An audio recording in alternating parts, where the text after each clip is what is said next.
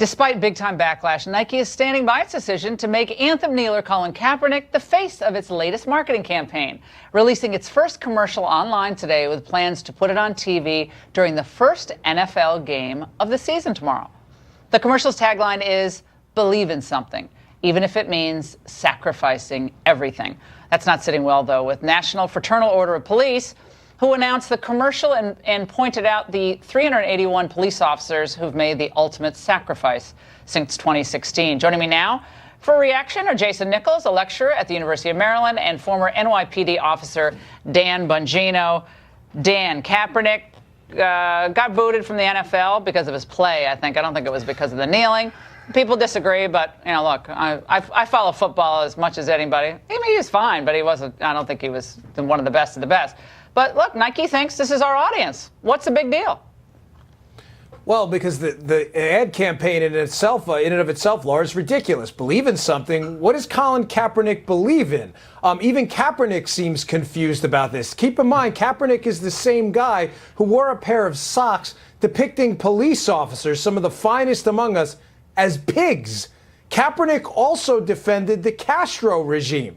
The Castro regime, the one that imprisons its political opposition, and when it doesn't imprison them, it kills them. Yes, that regime. Believe in something. What exactly does he believe in? And by the way, sacrifice everything? What exactly, Laura, has Kaepernick sacrificed? He just got a multi-million-dollar contract from Nike, and he played a game for a living for millions of dollars. So please, hard pass on the Nike campaign. I don't think so. This was one of the worst business decisions in American history. Jason. Well, I would disagree that it was a bad business decision. We've seen that Nike realizes what they're doing. They do market research. They understand these things. Number one, even though there was a slight drop in their stock, I think it was about 3%, they're up 50%. And they also realize that the majority of their growth in revenue is coming from places like Latin America, China. Yeah. You think China would put up with the? I don't think that China is concerned. I mean, China's making all the Nike sneakers, right? They're producing the Nike. I don't think they care about Colin Kaepernick one way or another. And as far as what he stands for justice and equality and equity for all citizens. That's what he's been standing for from the very beginning, or kneeling for. Can I ask you guys a question that's unrelated? Do you think he was really cut from the NFL because of the kneeling? Absolutely. So I don't think there's any question. So you think he's one of the top NFL quarterbacks? No, but I'll tell you this much, I mean, I'm setting aside the kneeling. I totally am. I actually, just on football, I don't see the great passer. I don't see the great runner. I'm sorry. Go ahead, Danny. Wasn't he on a team that was 1-11? Listen, I couldn't tell you if the kneeling factored in or not. I know Colin Kaepernick in his early days, he went to the Super Bowl, was a dynamic runner and passer. I know a lot of those skills passed him by. And to Jason's point, he stands for justice.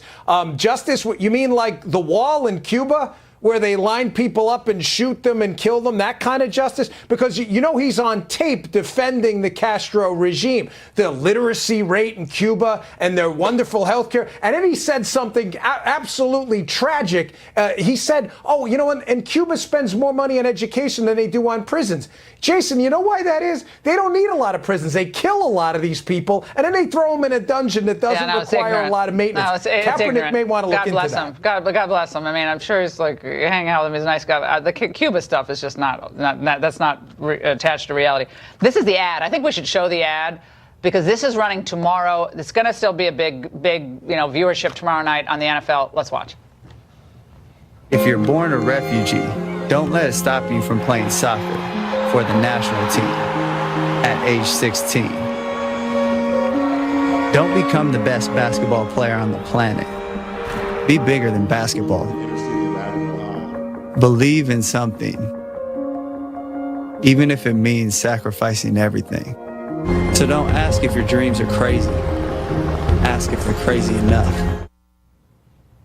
I don't see how anyone could be against what the message was in that ad. To me, that sounds like a good ad. And the other thing that I would say, number one, in terms of football, just to go into a little bit of sports, Nathan Peterman, and no disrespect to Nathan Peterman, but he's a starting quarterback in the NFL. He threw 5 interceptions in a half. Now he should be gone too. Colin Kaepernick threw 4 all season, along with 16 touchdowns. So I think he's very much capable. Whether he starts or not, that should be a decision up to a team. Play Canadian football. We can go up there and play Canadian football. Dan, whether or not is good or not for the NFL, it's the message or it's the messenger. I think for police, they feel like they put their lives on the line, and they're not getting a fair shake here. And it feels like the people are painting with a broad brush, even though there have been tragic things happening to African Americans in the inner city, no doubt about it. But it feels like it's anti-police to a lot of the people in law enforcement. Dan, close it out. Well, it is, Laura. I mean, he wore socks with cops depicted as pigs. And I think you just addressed the saddest part of this whole thing. There is a very real conversation to be had about the treatment of minority communities in this country. That is a genuine conversation. You don't start the conversation by putting on a pair of socks depicting cops as pigs and so expecting is it about the other kneeling or side the to listen socks? to you. Sorry about that. But Yeah, it's not going to happen. I mean, I think again, people are going to be kneeling, and I don't think kneeling is going to solve is going to save a single life in the inner But the city. reason we're having this conversation is because he All right, fair, good conversation, guys. Thanks so much. And when we come Dan. back, Steve.